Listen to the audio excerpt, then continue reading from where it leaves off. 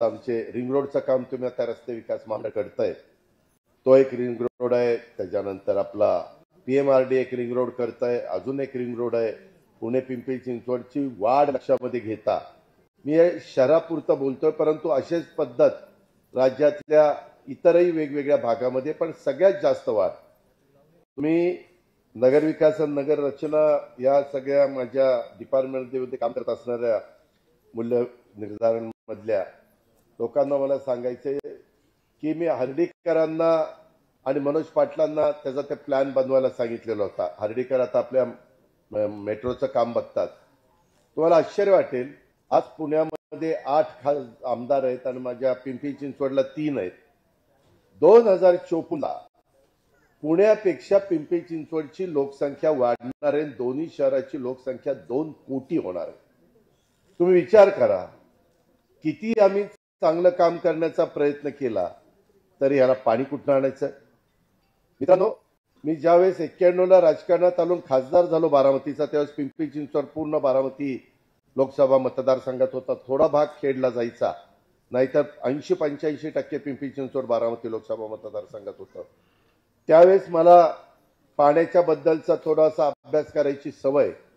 त्यावेळेस पुण्याला वरसगाव, पानशेत, खडकवासला टेमघर धरणाचं 5 TMC पाणी लागायचं आणि आजच्या घडीला पुण्याला टेमघर, खडकवासला, पानशेत, ह्या वरसगाव ह्याचं 22 TMC पाणी लागतं. पाणी शेवटी आमचं शेतीचं कमी झालेलं आहे. कुणी राज्यकर्ते असले तर पहिलं पाणी प्यायला, दुसरं शेतीला, तिसरं इंडस्ट्रीला. इंडस्ट्रीच्या करता आम्ही ट्रीटमेंट देऊन ते पाणी देण्याचा प्रयत्न करतोय. पण एवढी मोठी आव्हानं आहेत. नद्या खराब होत चाललेल्या आहेत, शहरं बकाल होत चाललेली आहेत, वाहतुकीचा प्रश्न कठीण होत चाललेला आहे. वाहतुकीचा प्रश्न जर सोडवला नाही तर आज देशामध्ये आपलं पुणे 3 नंबरला गेलेलं आहे. इतकी स्लो वाहतूक या ठिकाणी होती. अशा अनेक बाबी आहेत आणि ह्याच्यातून ज्या त्या डिपार्टमेंटमध्ये काम करत असणाऱ्यांना पुढच्या पिढीचा विचार करून निर्णय घ्यावे लागणार. नाहीतर पुढची पिढी तुम्हालाही माफ करणार नाही, मलाही माफ करणार नाही. राज्यकर्ते म्हणून आम्हालाही दोष देतील की हे इतके वेळेस राज्यकर्ते होते, यांना कळत नव्हतं का. आता व्हर्टिकल आपल्याला जायचा प्रश्न येतोय, गत्यंतर नाहीये. व्हर्टिकल जात असताना जागेचा, आत्ताच मला तिथं असीम गुप्ता सांगत होते की दादा आम्ही वडूजला टीपी स्कीम केलेली आहे. वडूज म्हणजे खटाव तालुक्यातलं एक गाव आहे. तिथं वेगवेगळ्या लोकांच्या जमिनी घेऊन एक चांगला कन्सेप्ट आहे. तो एकदा लोकांच्या मध्ये पॉप्युलर झाला तर अनेक जण पुढे येतील. ते करणं आता काळाची गरज आहे. आज अनेक ठिकाणी आपण टीपी डेव्हलपमेंट प्लॅन तयार करून घेतो. शिंदे साहेब आणि असीम कुमार गुप्ता, काहीला डीपीला मान्यता मिळायला एवढा वेळ लागतो की तिथलं सगळं कामकाजच ठप्प होऊन जातं आणि ते झाल्याशिवाय पुढे काही जाता येत नाही. आता पाठीमागच्या काळामध्ये जे काही होतं त्याच्यात पार्किंगची व्यवस्थाच नसायची. आज तुम्ही डेक्कन जिमखान्याला बघितलं तर पूर्वीचे बंगले काढले जात आहेत, तिथं फ्लॅट केले जात आहेत आणि तिथं ग्राउंड फ्लोअरला पार्किंग होते, पण बाकीच्या सगळ्या गाड्या रस्त्याच्या दुतर्फा लागत आहेत. पुढं जसं जसं दिवस जातील तसं गाड्यांची संख्या वाढणार आहे. आज महाराष्ट्रामध्ये सगळ्यात जास्त रजिस्ट्रेशन पुण्यात होत आहे आणि असंच जर झालं तर काल मला पोलीस खात्याचे अधिकारी आणि सगळेच सांगत होते, ट्रॅफिकचे लोक, की पुण्यामध्ये फिरणं पण मुश्किल होईल. पब्लिक सर्व्हिस ट्रान्सपोर्ट हे पुण्याकरता नीट केलंच पाहिजे. मेट्रो असेल किंवा वेगवेगळ्या पद्धतीने. आता कालच विजयराव आम्ही सगळे होतो डीपीसीला, त्याच्यामध्ये आम्ही आता कॅनॉल त्याच्यातनं बोगदा खाल्लं काढतोय आणि त्या कॅनॉलवर रोड करणं, त्याच्यामध्ये रेल्वे लाईन टाकणं, असा आमचा सगळ्यांचा मानस आहे. परंतु हे सगळे करत असताना आम्ही जे प्रयत्न करतोय ते प्रयत्न इतके तुटपुंजे आहेत. 2 कोटी लोकसंख्या जर 54ला वाढणार असतील तर काय ह्या पुण्याचं होणार आहे, कुठनं पाणी आणणार आहे. सगळी टाटाची धरणं आज वीज निर्मिती करतात ती बंद करावी लागतील आणि आपल्याला पाणी घ्यावं लागेल. कारण उद्या सुप्रीम कोर्टात, हायकोर्टात पण जावं लागेल की ब्रिटिशांच्या काळामध्ये टाटाला वरची धरणं दिलीत. आता वीज त्या पाण्याची करण्यापेक्षा पहिल्यांदा माणसाला प्यायला पाणी त्या ठिकाणी द्या. पाण्याचा वापर पण वाढतोय. आता पण जो काही आजार आलाय तो पाण्यामुळेच उद्भवलेला आहे. त्याचाही बद्दल काल आम्ही आढावा घेतला. सांगायचं तात्पर्य हे नगरविकास हा फक्त महानगरपालिका आणि नगरपालिका हद्दीतील इमारती, रस्ते यांच्या नियोजनापुरता मर्यादित नाही, तर तो आता सामाजिक, आर्थिक, पर्यावरणीय समतोल राखून विकास साधण्याचा एक महत्त्वाचा दुवा झालेला आहे. नगररचना आणि मूल्य निर्धारण हे आपल्या शहरीकरणाच्या प्रवासातील महत्त्वाचे घटक होऊन बसलेले आहेत. आधुनिक तंत्रज्ञानाचा वापर करून जनतेच्या गरजा आपण लक्षामध्ये घेऊन आणि पारदर्शकता जपत विकासाची दिशा ठरवणं ही आपल्या सर्वांची जबाबदारी आहे.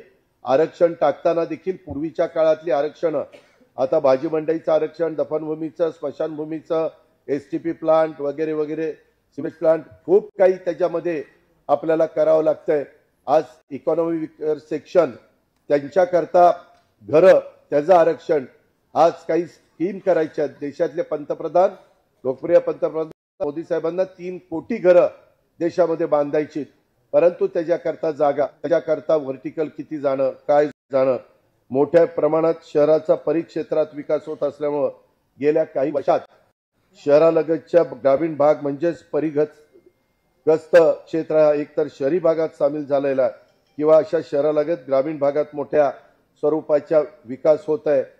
कचऱ्याची समस्या प्रचंड आवासून त्या ठिकाणी आहे.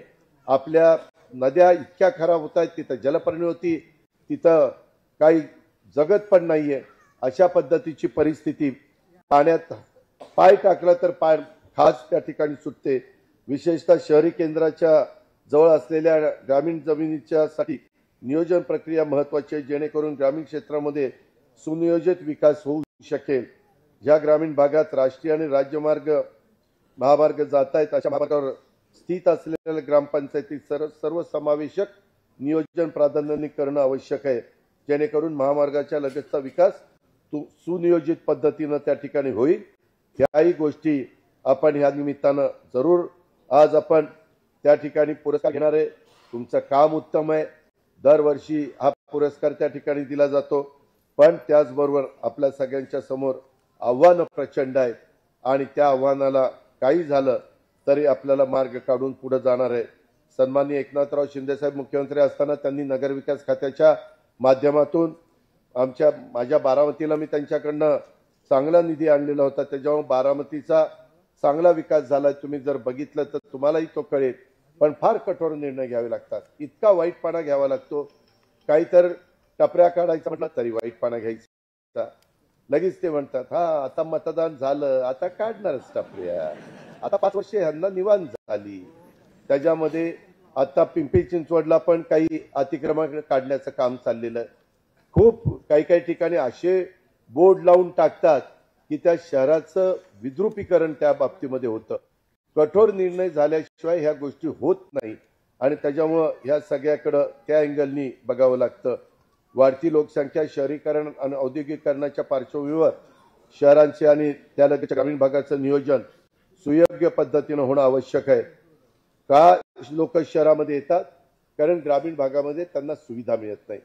ग्रामीण भागामध्ये ती फॅमिली राहिल्यानंतर त्या मुलींना जे अलीकडच्या स्पर्धेच्या युगामध्ये मूलभूत गरजा लागतात त्या तिथं उपलब्ध नाही होत आणि मग ते पुण्याला प्राधान्य देतात, मग ते पिंपरी चिंचवडला जातात, माझ्या संभाजीनगरला, माझ्या ठाण्याला, माझ्या नाशिकला, माझ्या नागपूरला जाण्याचा प्रयत्न करतात आणि मग तिथं बकालपणा वाटतो, मग तिथं झोपडपट्टी वाढती, मग तिथं एसआरएच्या स्कीम, अमक्या स्कीम, आणि आम्ही चांगल्या भावनेने स्कीम करायला जातो.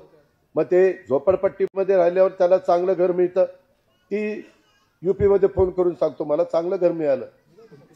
ती युपी वाले तयारच असतात, ती सुटलेच इकडं.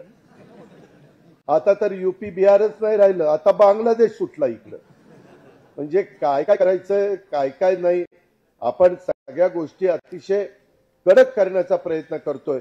वेगवेगळे नवीन तंत्रज्ञानाचा, एआयचा वापर आपण करण्याचा प्रयत्न करतोय. त्याकरता देवेंद्रजी, एकनाथरावजी आणि आम्ही सगळेजण त्याबद्दल सतत लक्ष ठेवून आहोत. जगात सर्वत्र ग्लोबल वॉर्मिंगचे परिणाम दिसत आहेत. आपण विकास करताना पर्यावरणाची कुठल्याही प्रकारे हानी होणार नाही याची देखील काळजी त्या ठिकाणी घेतली पाहिजे. काही तर एरिया असा आरक्षित केला पाहिजे की तिथं नगरपालिकेने एवढी झाडं लावलीच पाहिजे. ते खास झाडांच्या करता, मग त्याच्यातनं ऑक्सिजन देणारी झाडं असतील, आणखीन काय असेल. मी शिरपूरला जातो त्यावेळेस शिरपूरला आपले अमरीश पटेल त्यांनी खूप चांगल्या पद्धतीने केलं, परंतु सगळ्याच भागामध्ये तसं लक्ष घालणारे लोक पाहायला मिळत नाही आणि त्याच्यामुळं साहजिकच मग आपल्या डिपार्टमेंटवर ही जबाबदारी त्या ठिकाणी येऊन पडते. ग्रामीण भागाचं नियोजन करताना आमच्या शेतीचे जमीन, वने आणि इतर नैसर्गिक संसाधनांचं देखील संरक्षण करणं आणि विकास आराखड्याच्या माध्यमातून पर्यावरणीय मूल्यांचं जतन करण्यासाठी उपाययोजना करता येऊ शकतात. हरित विभाग, घनकचरा व्यवस्थापन यासारख्या उपाययोजना करू शकतात.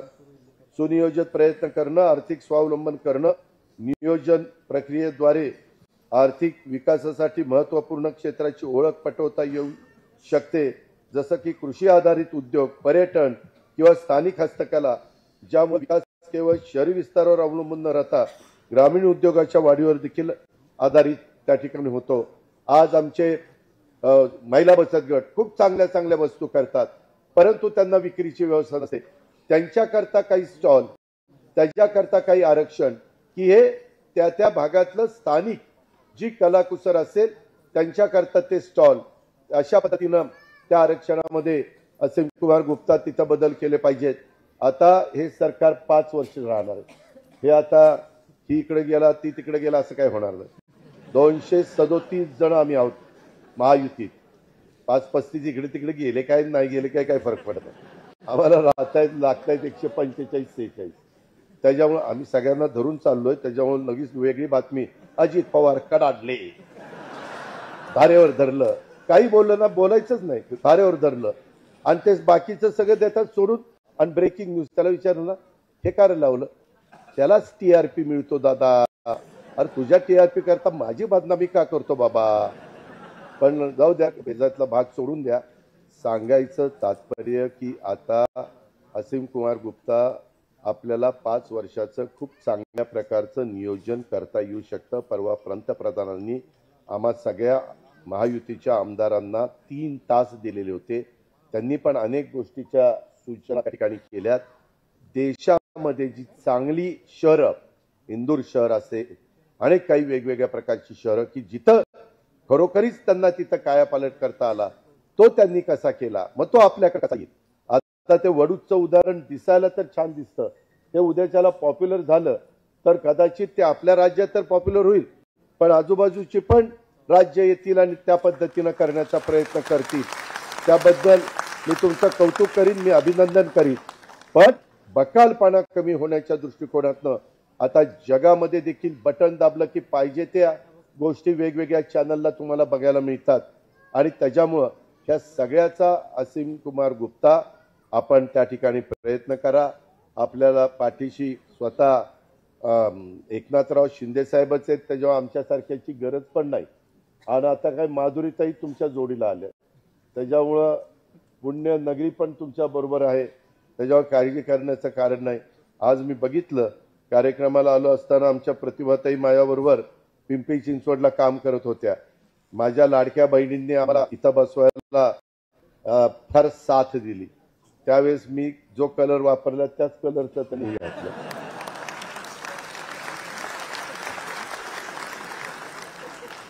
चांगली गोष्ट आहे.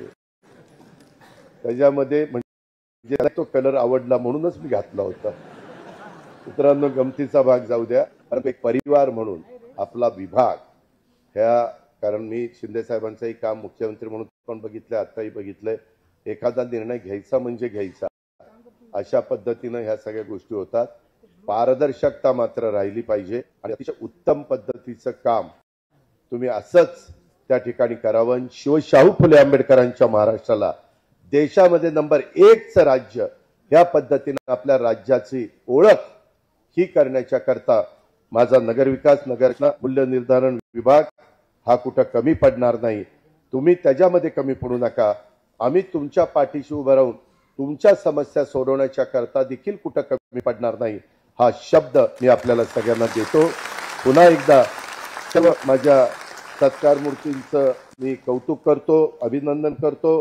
हा नियोजन विचार हा देखील तुमच्या सगळ्या डिपार्टमेंटच्या लोकांनी इथं तयार केला.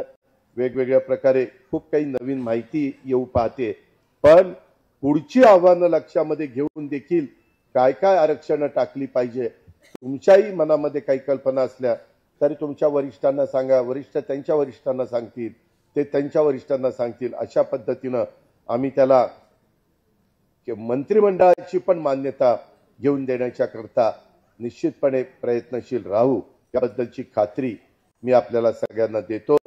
निधीच्या बाबतीमध्ये जेवढं काही करता येणं शक्य असेल ते करण्याच्या करता आजच्या घडीला तरी सर्वात जास्त निधी महाराष्ट्रामध्ये नगरविकास खात्याला जातो.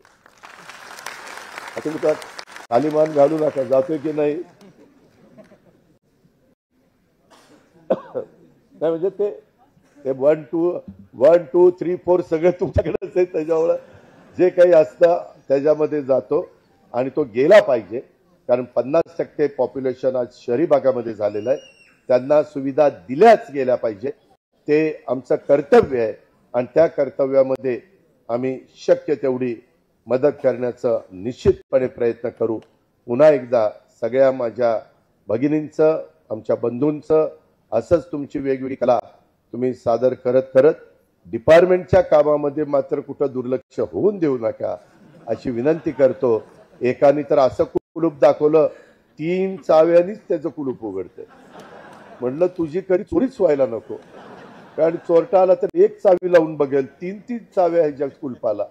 आणि पूर्वीचं कुलूप आहे. गमतीचा भाग जाऊ द्या, परंतु ही एक आवड आहे आणि ही जपली पाहिजे. कारण पुढच्या पिढीला पण ह्या सगळ्याच्या गोष्टी कळल्या पाहिजे की पूर्वी आपल्या भागात काय होत होतं, इतिहासात काय होत होतं. त्या सगळ्याचं आम्हाला आज थोडं पाहणी करता आली. त्याबद्दल पुन्हा एकदा तुमचं कौतुक, तुमचं अभिनंदन. धन्यवाद. जय हिंद, जय महाराष्ट्र.